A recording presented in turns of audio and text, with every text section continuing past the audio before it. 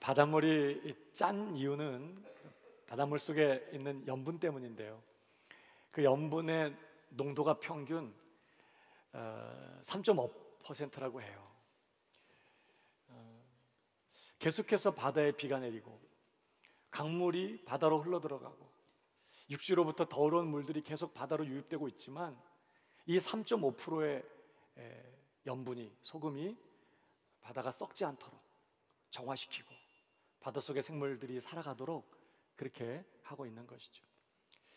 여러분, 이 바닷물의 염분 농도를 평균 3.5%로 딱 세팅해 놓으신 분이 누구세요? 우리 주님이십니다. 근데 그 주님께서 당신을 믿고 따르는 제자들을 세상에 보내시면서 너희는 세상의 소금이라고 했어요. 바다에 있는 소금이 아니라 세상에 있는 소금이다. 세상을 위한 소금이다. 그러니까 어쩌면 예수님께서 이 말씀을 하실 때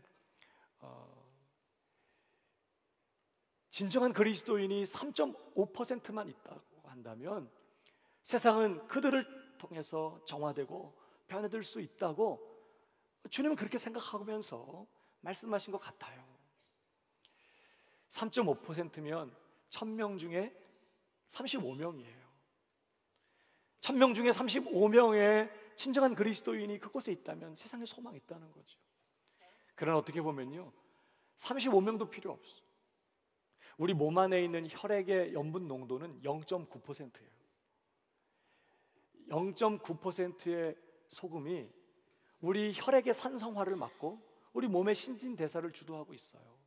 0.9%면 1000명 중에 9명이에요. 1000명 중에 9명이라도 진정한 그리스도인이 거기 있다면 세상 소망이 있다는 거예요. 우리 주님은 그런 기대를 가지고 너희는 땅끝까지 이르러 내 증인이 되라고 하시면서 당신의 사랑하는 제자들을 이 어둡고 타락한 세상 한복판으로 보내셨어요. 그 타락하고 부패한 세상 탓하는 인생 되지 말고 오히려 그 부패한 세상 한복판에 들어가서 거기서 빛과 소금의 역할 제대로 감당하는 나의 증인이 되라고 그렇게 주님은 당신의 제자들을 보내신 것이죠. 사랑하는 여러분, 교회는 우리 주님이신 예수 그리스도를 따르도록 그분의 제자가 되어서 전적으로 그분을 따르도록 부름을 받은 예수님의 제자들의 공동체인 동시에 이 어둡고 타락한 세상 한복판에 들어가서 주 예수님을 증언하도록 보내심을 받은 증인들의 공동체예요. 그러니까 우리 교회 성도 한 사람 한 사람을 향한 주님의 부르심은 분명해요. 두 가지. 하나는 죽는 자리까지 주 예수님 따라가고 죽는 모습까지 예수님 닮아가는 진짜 예수님의 제자가 되는 거예요. 형식적인 종교인이 아니라 그저 단순히 새순교회 교인이 아니라 진짜 예수님의 제자가 되는 거예요. 더 나아가 우리를 두신 바로 그곳에서 세상 구석구석에 들어가서 그곳에서 빛과 소금의 역할을 감당하면서 진짜 제자로 예수님의 참된 증인으로 사는 그런 예수님의 증인이 되어야 하는 것이죠. 사랑하는 여러분, 저는 우리 새순교회 성도들이 정말 죽는 자리까지 주 예수님 따라가고 죽는 모습까지 예수님 닮아가는 진짜 예수님의 제자가 될 뿐만 아니라 우리를 부르시고 우리를 두신 그 자리에서 그 가정과 그 일터와 그 주변의 사람들 안에서 예수님의 충성된 증인으로 날마다 승리하는 우리 모든 새순의 성도들이 다 되시기를 주님의 이름으로 축복합니다. 여러분, 우리가 충성된 그리스도의 증인으로 살아가기 위해서 우리에게 필요한 게 뭘까요? 물론 우리는 무엇보다도 먼저 반드시 성령으로 거듭나야만 합니다. 소금의 짠맛과 그 치명적이고 파괴적인 영향력은 진짜 소금으로부터 자연스럽게 흘러나오는 거예요.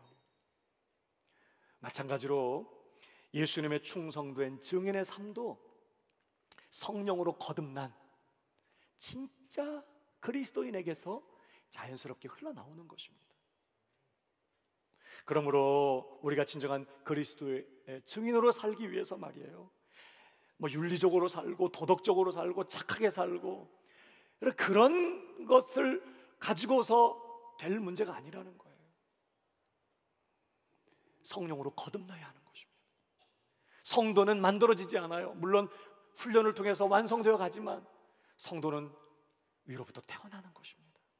우리가 세상 한복판에서 정말 세상에 영향력 있는 진정한 그리스도의 증인으로 살아갈 수 있으려면 우리 한 사람 한 사람은 예외 없이 성령으로 거듭나야만 하는 거예요.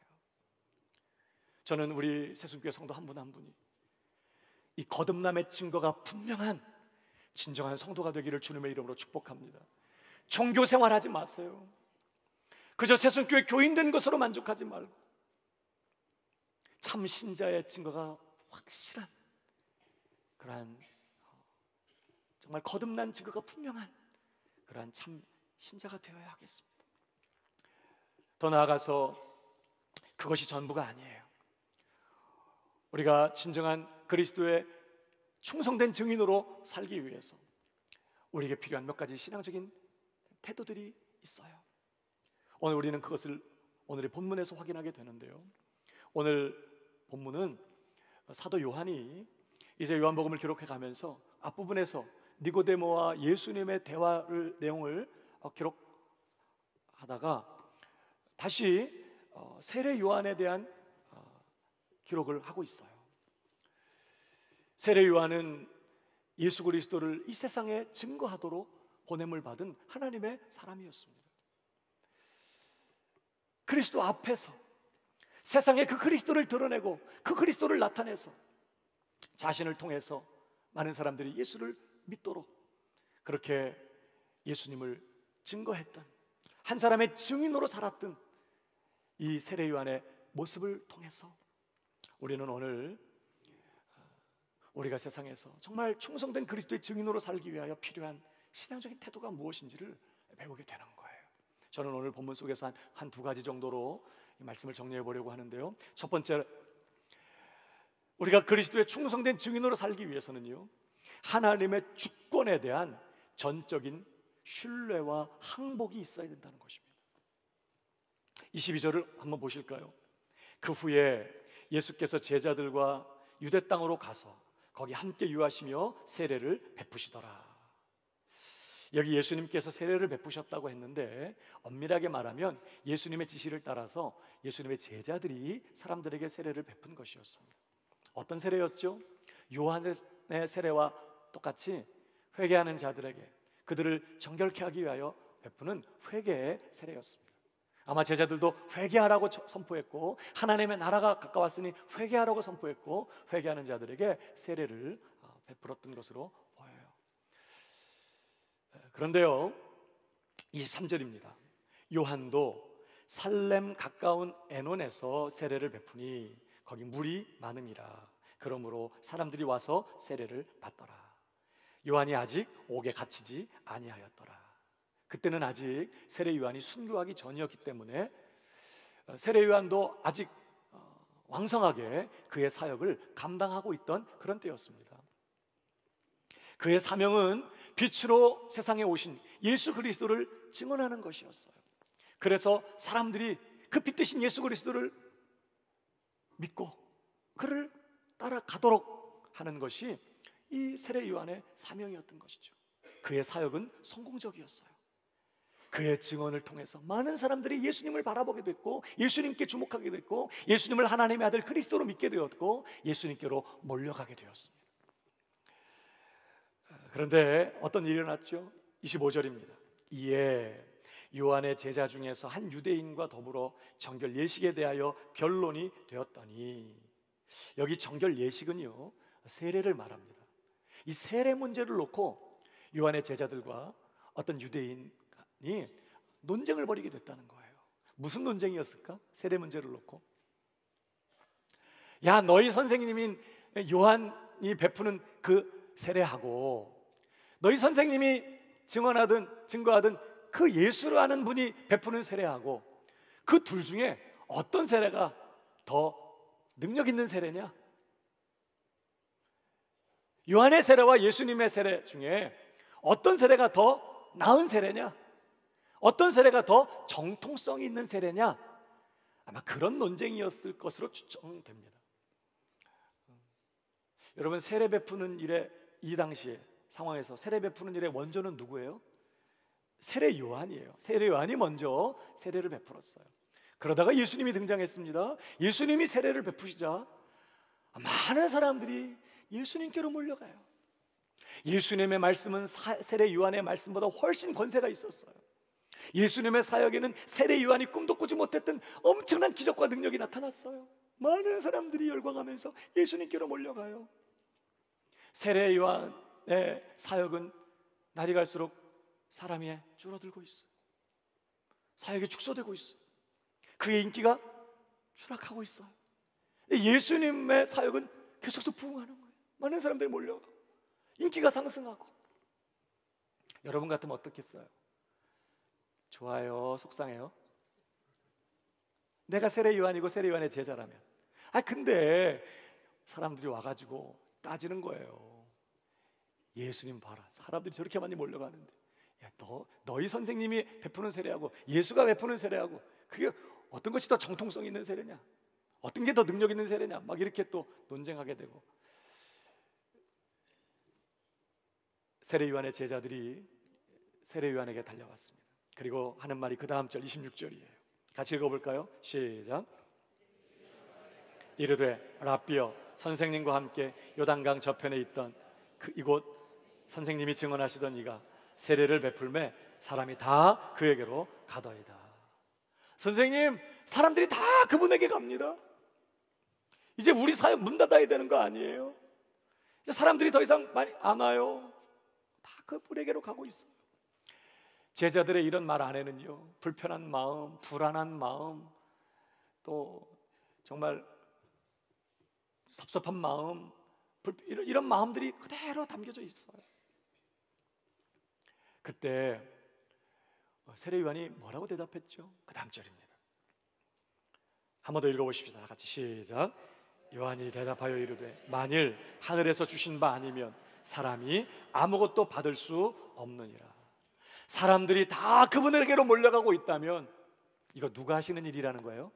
하나님이 지금 하고 계시는 일이라는 거예요. 이 모든 형편과 상황 배후에 우리 하나님 계신다는 거예요. 하나님이 이 모든 것 주관하고 계시고, 일들이 이렇게 진행되고 있는 것 지금 하나님께서 하고 계시는 일이라는 거예요. 특별히 하나님께서 요한 자신에게 주신 목과 하나님께서 예수님께 주신 몫이 다르다는 것입니다. 하나님이 나한테 일을 주셨다면 하나님께서는 예수님에게 10을 100을 주셨다는 거예요. 내 몫과 예수님의 몫이 다르다는 거예요. 그리고 그 몫을 결정하신 분은 바로 하나님이시라는 거예요. 어떤 하나님이요? 선하신 하나님, 신실하신 하나님, 실수 없으신 하나님이요. 그 하나님이 이 모든 상황들 허락하고 계시고, 이 모든 일들 배후에 역사하고 계시고, 이 모든 일들 하나님이 주관하고 계신다는 거예요. 그러니까 오늘 이 세례 요한 어떤 사람이죠? 하나님의 주권을 전적으로 신뢰하고 인정하는 그런 사람인 것을 보게 됩니다. 사랑하는 여러분, 우리가 어디에 있든지 충성된 그리스도인으로서, 정말 충성된 그리스도의 증인으로서 살기 위해서는요, 우리에게도 이것이 필요해요. 하나님의 주권에 대한 전적인 신뢰와 항복이요. 이 모든 것 주관하시고 허락하시고 다스리시는 분이 하나님이시라는 거예요. 지금 나를 지금의 이 형편과 상황 가운데 두신 분, 우리 하나님이라는 거예요. 이 모든 것들을 내 삶의 은혜로 허락하시고 이 모든 것 주관하시는 분이 하늘에 계신 우리 하나님이시라는 거예요. 특별히 하나님께서 우리 각자에게 맡기신 몫이 다 달라요. 어떤 분은 5달란트를 맡기셨어요. 그러나 어떤 분은 2달란트를 맡기셨어요. 어떤 분은 1달란트를 맡았어요. 세상적인 표현으로 어떤 분들은 날 때부터 금수저를 물고 나오고, 어떤 분들은 흙수저 물고 나오고, 달라요. 어떤 분은 높은 자리에 있지만 어떤 분은 낮은 자리에 있어요. 어떤 분은 건강하지만 어떤 분은 아파요. 어떤 분은 부하지만 어떤 분은 가난해요. 어떤 사람은 많은 걸 갖고 있지만 어떤 사람은 별로 가진 게 없어요. 어떤 분들은 활동하고 걷고 생활하는데 전혀 불편함이 없지만 어떤 분들은 많이 불편해요. 우리 각자가 받은 몫이 다 달라요. 그런데 이 몫을 정하신 분이 누구라고요? 하나님이세요. 근데 여러분, 그 하나님 어떤 분이시죠? 선하신 분이세요. 그 하나님 신실하신 분이시고 그 하나님 절대 실수하지 않는 분이세요. 그 하나님께서 우리 한 사람 한 사람을 바라보시면서 뭐라고 말씀하셨죠? 내가 내 영광을 위하여 창조한 자를 오게 하라. 그래서 저와 여러분이 여기에 있는 거예요. 아멘이십니까? 그는 처음부터 우리를 이 땅에 지으시고 우리를 구원하실 때 우리를 통해서 영광을 받으시겠다고 결정하셨어요. 그 하나님은 이 모든 것 우리 삶에 허락하셔서 이 모든 것이 합력하여 선을 이루도록, 그래서 하나님께 영광이 되고 우리 모두에게 유익이 되고 복이 되도록 그렇게 역사하실 그런 하나님이세요. 그 하나님이 우리를 지금 있는 그 형편과 상황 한복판에 두시고 우리 각자의 몫을 정해 주신 것입니다. 그러므로 우리가 할 일은요, 하나님 왜 나는 한 달란트예요? 사실 우리 모두가 대부분 한 달란트거든요. 하나님 왜 나는 한 달란트예요? 저 사람은 2달란트, 저 사람은 5달란트인데 나도 5달란트 있었다면, 나도 2달란트, 왜 말이 안 나오냐? 나도 2달란트 있었다면 더 잘했을 텐데 왜 하나님 난 한 달란트예요? 그게 우리가 할 일 아니라는 거예요. 다른 사람과 비교하면서, 여러분 비교해봤자 두 가지밖에 없어요. 비참해든지 교만해지든지. 비교는 절대 도움 안 되는 거예요. 우리가 남과 비교하면서 말이에요, 좀 있는 것 때문에 우쭐하고 없는 것 때문에 열등감 빠지고 비굴해하고 경쟁하고, 여러분 이거 우리가 할 일이 아니라는 거예요. 이 모든 것 내 삶에 허락하시고 이 모든 것 통해서 영광을 받기로 작정하신 그 하나님을 신뢰하는 마음으로 내가 있는 그 자리에서, 나를 두신 그 자리에서 내게 맡기신 그 몫을 붙들고 만족하고 감사하고 충성하는 것이 우리가 해야 될 일인 줄로 믿습니다. 여러분, 우리가 꽃인데 우리가 들에 있나요? 그럼 그 들판에서 꽃을 피우고 향기를 드러내면 돼요. 내가 꽃인데 골짜기에 있습니까? 아무도 오는 사람이 없고 아무도 지나가는 사람 없고 그저 새만 왔다 갔다 하는 그런 아무도 없는 한적한 골짜기에 있는 꽃인가요? 하나님은 나를 거기서 꽃 피우라고, 거기서 향기를 드러내라고 하나님 나를 거기다 두신 거니까 거기에서 꽃을 피우고 향기를 드러내면 돼요. 들판에 있는 꽃입니까? 그 광활한 들판 한복판에서 보란듯이 꽃을 피우고 향기를 드러내면 돼요. 많은 꽃들과 함께 어우러져 있는, 지나가는 사람들이 꽃을 구경하면서 기뻐하는 그런 정원에 있는 그런 꽃입니까? 거기서 하나님이 나를 거기 두셨으니, 거기서 꽃 피우라고 나를 두셨으니 거기서 꽃을 피우고 향기를 드러내면 되는 것이죠. 여러분, 옛날 이스라엘 괴롭히던 나라 중에 아람이라는 나라가 있었습니다. 그 아람 나라에 나아만이라는 군대 장관이 있었어요. 이 나아만은요 아주 크고 존귀한 자였다고 성경은 기록해요. 왕 앞에 아주 존귀한 사람이었고 큰 용사였다고 말합니다. 백전백승의 장군이었어요. 그 나아만 때문에 아람 나라가 얼마나 부강해지고 왕이 그의 왕의 왕권이 얼마나 공고해졌는지 몰라요. 정말 왕 다음 가는 존귀한 자로서 그 나라의 권력을 가지고 있었던 힘 있는 그런 사람이었어요. 근데 불행히도 그는 문둥병자였어요. 여러분, 문둥병자예요. 그가 가진 권력, 그가 큰 용사, 이게 무슨 의미가 있겠어요? 근데요, 이 문둥병자인 나아만 장군이 그의 적국이었던 북이스라엘의 선지자였던 엘리사를 찾아가게 돼요. 그리고 엘리사를 통해서 하나님의 은혜로 그의 문둥병 깨끗하게 나음으로써 정말 7번 요단강에 몸을 잠그고 나왔더니 몸이 어린 아이 살같이 깨끗해졌대요. 완전히 그 나아만 장군의 나이가 몇인지 모르겠지만 완전히 피부가 리셋됐어요. 우리 여자 성도님들의 로망이 있죠. 여러분 걱정하지 마세요. 우리 주님 오실 때 우리 완전히 다 리셋될 겁니다. 리셋 정도가 아니라 완전 최신형으로 업그레이드 될 거니까. 어쨌든 완전히 새롭게 정말 병도 치유받았을 뿐만 아니라 더 놀라운 것은 이 나만이 그때부터 하나님을 섬기는 자가 됐어요.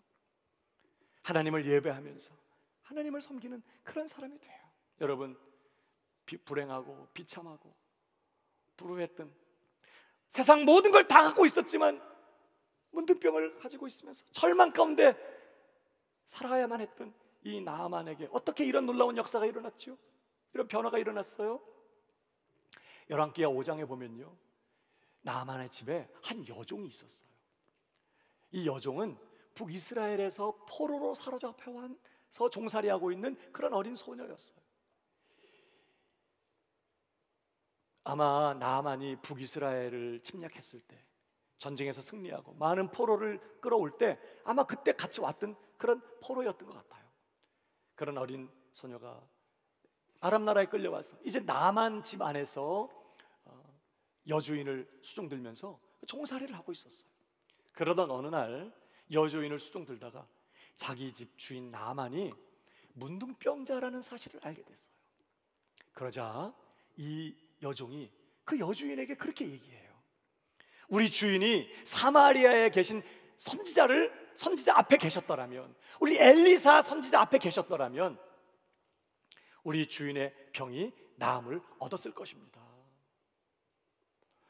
우리 주인이 엘리사 선지자 한번 만나보신다면 이 병 나을 수 있을 텐데. 그렇게 고국에 있는 엘리사 선지자를 소개했어요. 여러분, 이 여종하고 나아만 장군의 관계는 어떤 관계죠? 가만 들여다보면요, 여러분, 나아만 장군은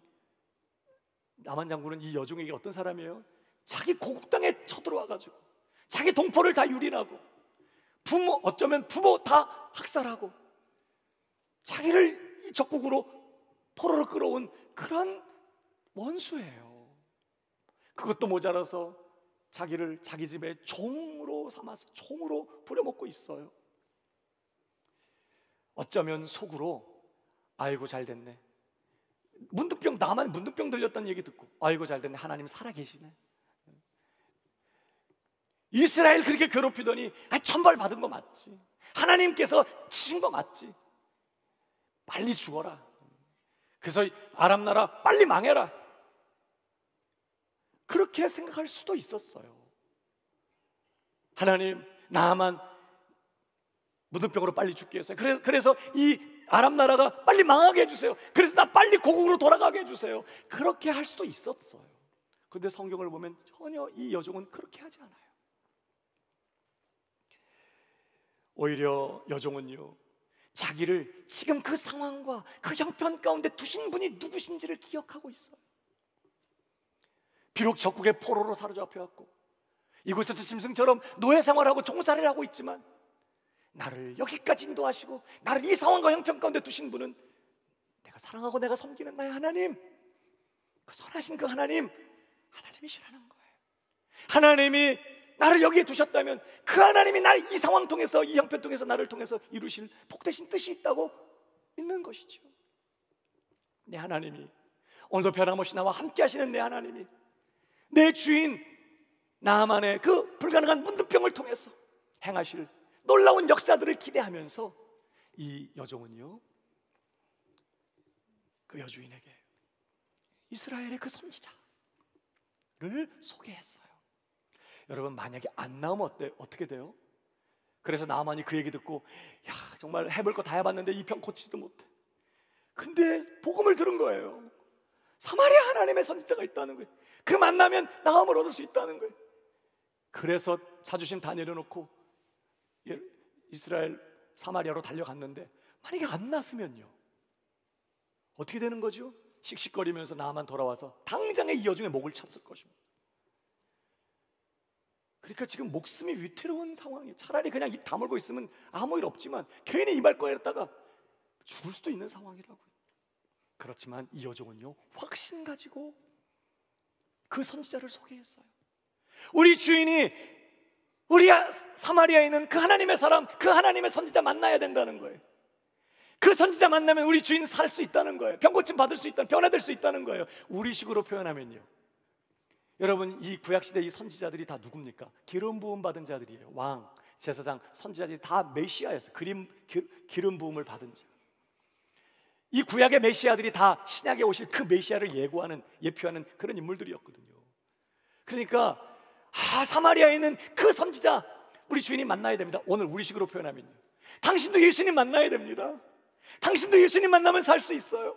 당신도 예수님 만나면 변화될 수 있어요. 우리 사장님도 예수님 만나면 변화될 수 있어요. 우리 거래처 그 직원도 예수님 만나면 변화될 수 있어. 확신 가지고, 우리식으로 말하면 그렇게 예수님을 소개하면서 그 선지자, 그 그리스도를 증거했다는 거예요. 지금 이 여종이.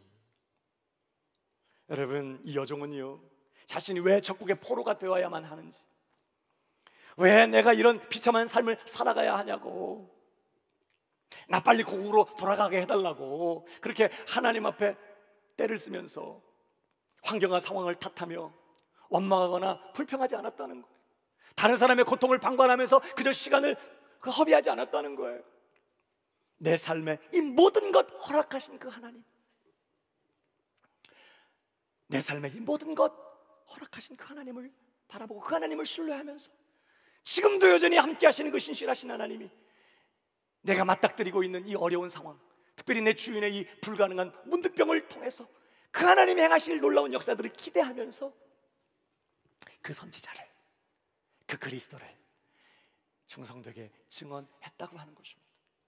그러면서 어때요? 자기도 모르는 사이에 그 나만의 가정을 하나님께로 인도하셔서 결국은 그 가정을 구원하려고 하신 하나님의 복되신 뜻을 이루는 그런 인생을 살게 됐던 거예요. 이 여종은 몰랐어. 자기는 그런 일이 일어날 거라고는 전혀 생각 못했죠. 그러고 보면요, 하나님께서는 이 아람의 군대 장관인 이 나만을 사랑하셨고 그 가정을 구원하기를 원하셨고 그의 삶에 당한 그 위기를 통해서 그의 삶에 개입하시고 그의 삶을 하나님께로 인도해 하나님을 섬기는 그런 가정으로 살려내실 작정을 가지고 이 여종을 거기에 보내셨던 거였죠. 이 여종은 몰랐지만, 하나님이 그런 것 말씀 안 하셨었지만, 이 모든 것 허락하신 그 하나님을 신뢰하는 마음으로 자기가 있는 그 자리에서 하나님의 사람으로서 신실하게 하나님의 선지자를, 그 그리스도를 증거하는 그런 사람이었다는 거예요. 사랑하는 여러분, 나를 지금 있는 그 자리에, 그 상황과 그 형편 가운데 두신 분은 바로 하나님이신 줄 믿으시기 바랍니다. 거기에서, 그 자리에서, 그 상황 속에서 너는 제자로 살고 나의 증인으로 살아라 하시면서, 너는 내가 둔 그 자리에서, 너가 골짜기에 있든지, 너는 들판에서, 너는 산꼭대기에서, 너는 정원에서 나의 꽃이 되어서 아름답게 피어라, 거기서 마음껏 내 향기를 드러내라 하시면서 하나님께서 우리 한 사람 한 사람을 지금 우리가 있는 그 자리에 두시고 우리의 삶에 몫을 허락해 주실 줄 믿으시기 바랍니다. 어떠세요? 저와 여러분은 그런 주님의 부르심을 기억하면서 내가 있는 그 자리에서 충성된 그리스도의 증인으로 살고 계신가요?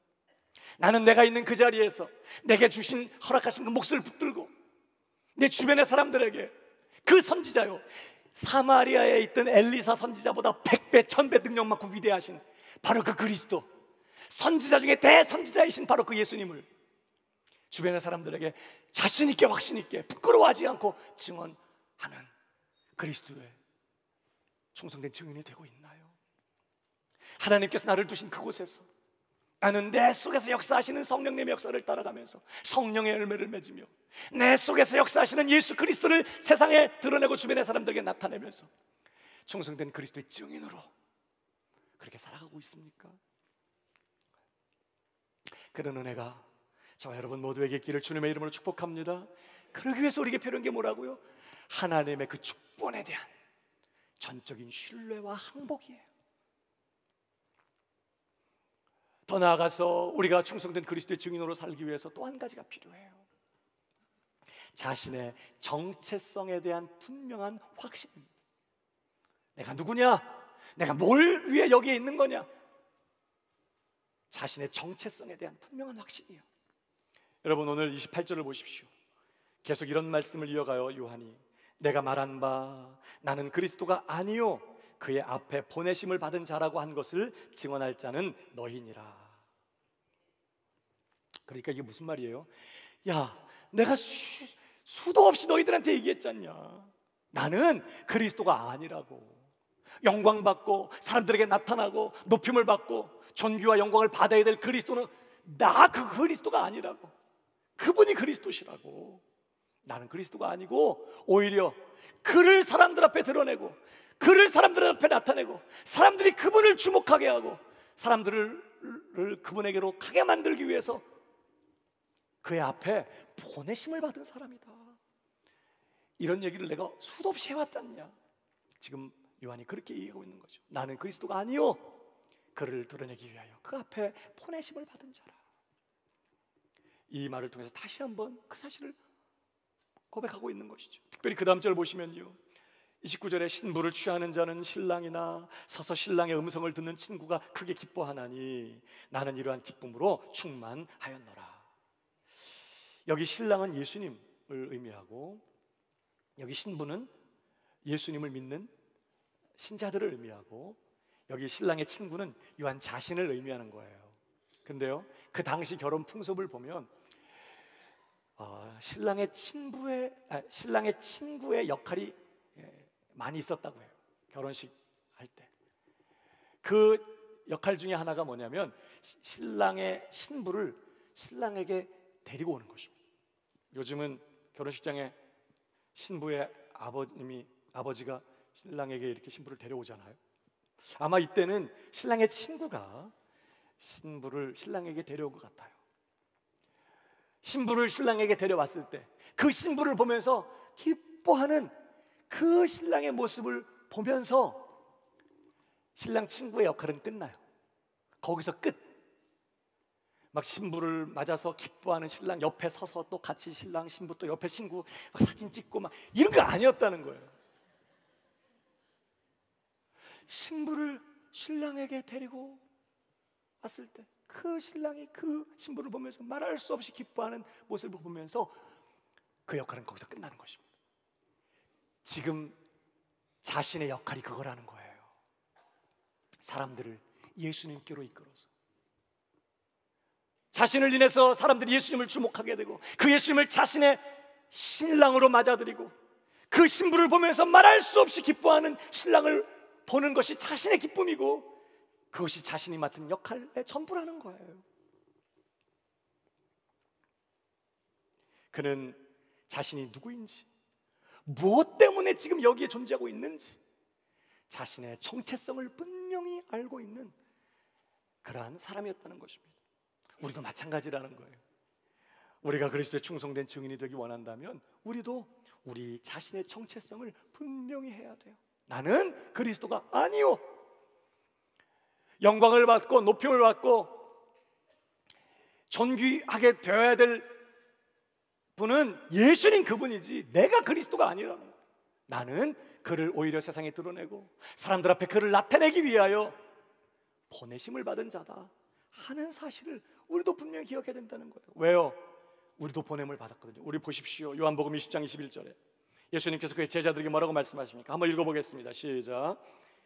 또 이르시되 너희에게 평강이 있을지어다.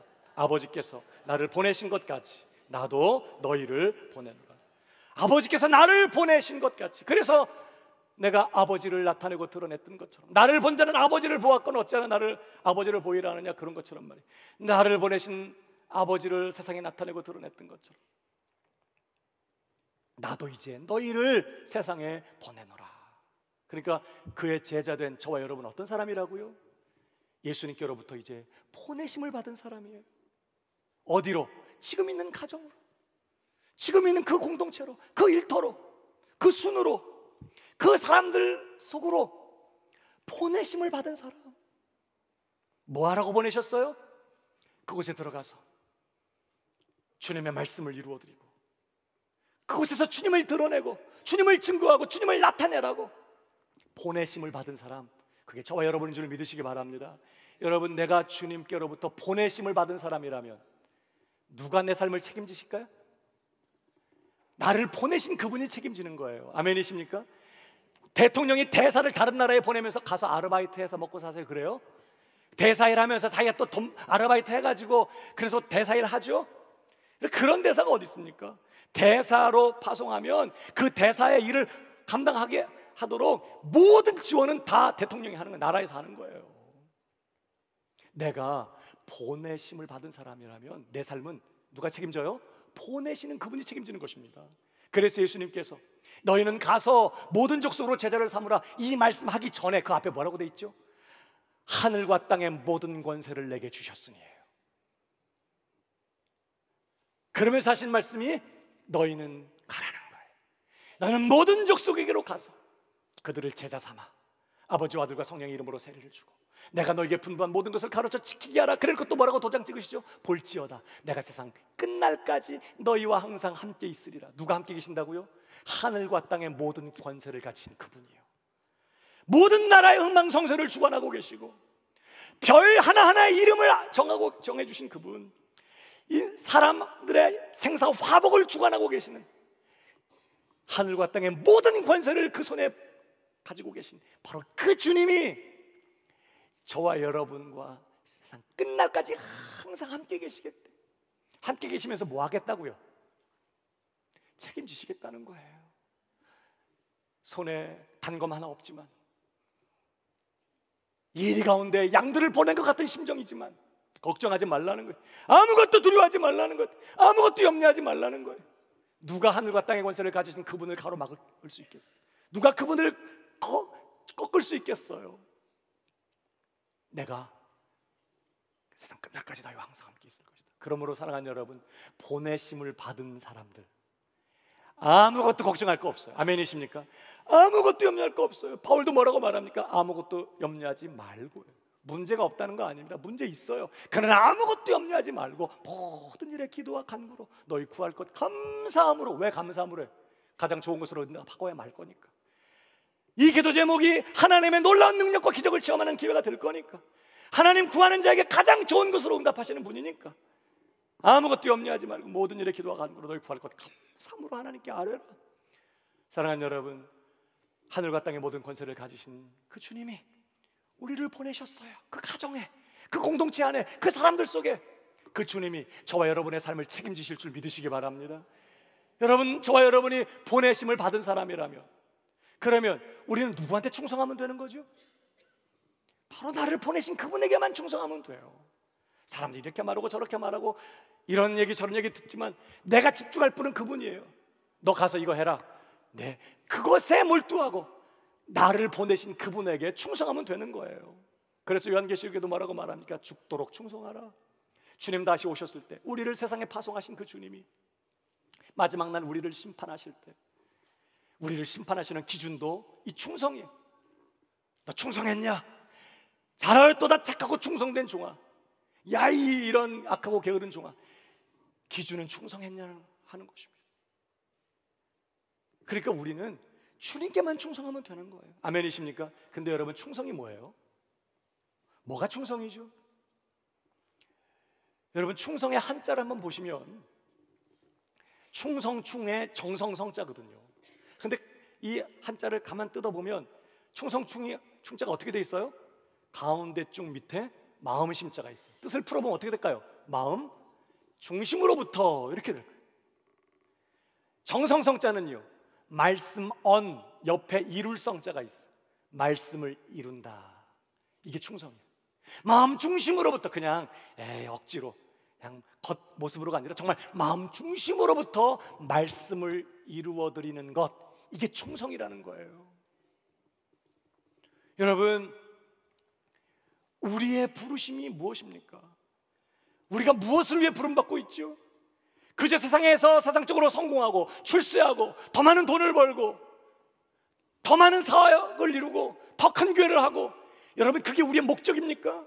하나님께서 만약에 우리의 삶에 그것을 어떤 몫으로 맡기신다면 그거 가지고 우리는 주님 섬기면 돼요. 여러분, 그것이 우리의 목적 아니에요. 우리의 목적은 무엇입니까? 마음 중심으로부터 우리 주님의 말씀을 이루어드리는 거예요. 너 가서 이거 해라. 너는 내가 둔 그 자리에서, 골짜기에서, 산꼭대기에서, 들판에서, 정원에서 너는 이거 해라. 주님의 그 당부하신 그 말씀을 가슴에 새기고 마음 중심으로부터 그 말씀을 이루어드리는 것이, 그래서 내 삶을 통해 주님의 말씀을 30배, 60배, 100배로 열매 맺는 것이 우리의 부르심인 줄 믿으시기 바랍니다. 항상 기뻐하라, 쉬지 말고 기도하라, 범사에 감사하라. 여러분, 우리에게 주신 말씀이 똑같아요. 골짜기에 있든지 허벌판에 있든지 정원에 있든지 어떤 형편, 어떤 상황 한복판에 있든지 그거 상관없이 항상 기뻐해라. 이 주님이 우리에게 당부하신 말씀이에요. 그 상황에서 쉬지 말고 기도하고 범사에 감사해라. 이 말씀 30배, 60배, 100배로 열매 맺는 거예요. 새 계명을 주노니 서로 사랑해라. 내가 너희 사랑한 것 같이 서로를 사랑하라. 어떤 사람을 만나게 되든지 주님이 나 사랑해 주셨던 것처럼 용서하고 품어주고 받아주고 용납해주고 오래 참아주고 그렇게 사랑만 하도록 하나님, 주님은 우리에게 당부하셨어요. 하나의 계명을 주셨어요. 그 말씀을 내 마음 중심으로부터 이루어드리는 것, 여러분, 이것이 충성인 줄로 믿습니다. 그저 내가 기준을 정해놓고 내가 방법을 정하고 내가 목적을 정해놓고 주님, 어떻게 내가 주님 기쁘시게 해드리겠습니다, 그러면서 열심히 사는 게 충성이 아니에요. 주님의 말씀, 내게 주신 당부하신 그 말씀을 내가 지금 있는 그 자리, 나를 두신 그 자리에서 내게 주신 그 몫을 붙들고 주님의 말씀을 이루어드리는 것, 이것이 저와 여러분을 향한 주님의 부르심인 줄 믿으시기 바랍니다. 특별히 여러분, 우리를 향한, 우리가 보내심을 받은 사람이라면 우리를 향한 최고의 부르심이 뭘까? 요한은 마지막 절에서 이렇게 고백하고 있어요. 한번 읽어보십시다. 우리 마지막 30절 다 같이 시작. 하겠고 나는 쇠하여야 하리라. 그는 흥하여야 하겠고, 세상에 예수님을, 예수 그리스도를 드러내고 그를 사람들에게 나타내기 위하여 그의 증인으로, 증언자로 왔던 이 세례 요한의 마지막 고백이, 그는 흥하여야 하겠고 나는 쇠하여야 하리라. 오직 그분이 강성해지고 그분이 높아지고 그분이 영광을 받으셔야 된다는 거예요. 그것을 위해 나는 작아지고 나는 약해지고 나는 낮아지고 나는 없어지고 소멸되어야 한다는 것입니다. 그래서 오직 내 삶을 통해 그분만 드러나고 그분만 나타나고 그분만 높아지고 그분만 존귀케 되고 그분만 영광을 받으셔야 된다는 거예요. 사람들이 나를 보면서 나를 주목하게 되는 것이 아니라 그분을 주목하게 되고 그분이 얼마나 위대하신 분이고 놀라운 분이신지를 깨닫게 되고 그분에게로 가게 되는 역사가 일어나야 된다는 거예요. 그것을 위해서 나는 기꺼이 그분의 뒤로 돌아가서 그분의 배경이 되고 그분이 부각될 수 있도록. 여러분 어떻습니까? 그 앞에 보내심을 받은 자라고 고백하는 이 세례 요한의 열정과 소원, 기도 제목, 난 어때요? 나도 나를 통해서 오직 그리스도만 영광을 받으시고 그리스도만 존귀케 되고 그리스도만 나타나고 그리스도만 높임을 받게 되기를 원합니까? 내 모습을 통해 오직 사람들이 예수님께 주목하게 되고 예수님께 집중하게 되기를 바랍니까? 그래서 그것을 위해 사람이 기꺼이 배경이 되고 기꺼이 낮아지고 기꺼이 아무것도 아닌 그런 사람이 되려고 하나요?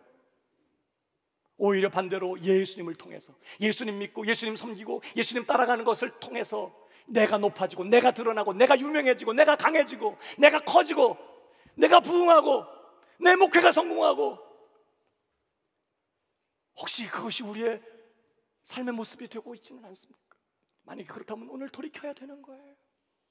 저는 목사지만 여러분, 목사로서 저의 부르심이 뭐예요? 큰 교회를 이루는 게 목사의 부르심 아닙니다. 하나님께서 큰 교회를 맡기시면 거기서 충성하면 되는 거고, 작은 교회를 맡기시면 거기서 충성하면 되는 거고, 나를 두신 그 자리에서 주님의 뜻, 주님의 말씀을 이루어 드리면 되는 것이고, 무엇보다 나를 두신 그 자리에서 오직 주님만 드러나고 주님만 나타나고 주님만 영광을 받으시게 하는 것이 나를, 목사인 저를 향한 주님의 부르심인 것이죠. 저만 그럴까요? 우리 모두가 그런 목적을 가지고 부르심을 받은 하나님의 사람들인 줄로 믿습니다. 오직 나를 통해 그리스도만 드러나시도록, 그분만 영광을 받으시도록, 그분만 높임을 받으시도록, 사람들이 나를 통해 그분을 보게 되도록, 필요하다면 기꺼이 내 전부를 내려놓고 나를 포기하고 낮아지고 소멸되고 닳아지고 없어지는 일을 주저하지 않는 그러한 보내심을 받은 자로서의 충성스러운 삶이 저와 여러분에게도 있게 되기를 주님의 이름으로 축복합니다. 그는 흥하여야 하겠고 나는 세워야 하리라. 이것이 날마다 저와 여러분의 고백되기를 주님의 이름으로 축복합니다. 여러분, 우리가 그리스도의 충성된 증인으로 살기 위해서 두 가지가 필요하다고 했어요. 하나는 하나님의 주권에 대한 전적인 신뢰와 항복이에요. 또 하나는 내가 누구냐? 나는 그리스도가 아니요 그를 드러내고 나타내기 위하여 보내심을 받은 자다라고 하는 이 보내심을 받은 자에 대한 이 분명한 자기 정체성, 이 두 가지를 붙잡고 우리 남은 한 주간, 우리 남은 생에 나를 어디에 두셨든지, 내게 어떤 몫을 맡기셨든지 그것 가지고 만족하고 감사하면서 충성하면서 그리스도의 충성된 증인으로 넉넉히 승리하는 우리 새순의 모든 가족들이 다 되시기를 주님의 이름으로 축복합니다. 모두 자리에 일어나십시다.